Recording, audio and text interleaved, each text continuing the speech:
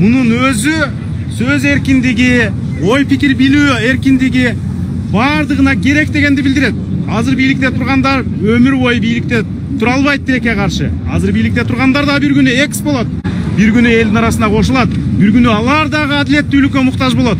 Бирок ошол күндөргө жеткизбей адилеттикти талкалап, чындыкты айтам деген журналисттердин, активисттердин оозун жаба турган болсок, эң башкы баалуулугубуз болгон 30 жылдан бери куруп келаткан акыйкатты айта алууга эркибиз майтарылса, биз коом боло албайбыз.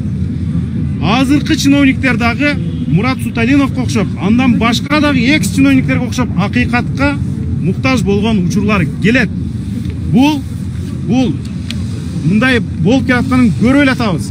Ошон үчүн бул бардыгыбыз үчүн катардагы жарандан, жаңы төрөлгөн ымыркайдан улгайган адамга чейинки керек боло турган биздин баалуулугубуз. Муну талкалап жоготпош керек.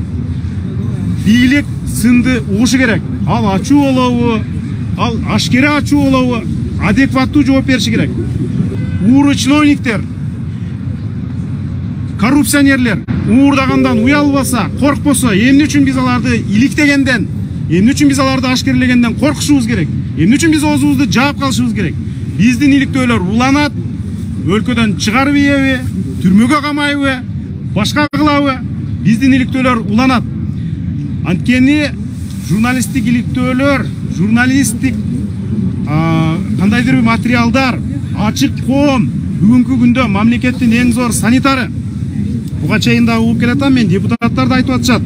Азыр карапайым адамдар, соттон адилеттик таппагандар, милициядан адилеттик таппагандар журналисттерге кайрылып атат.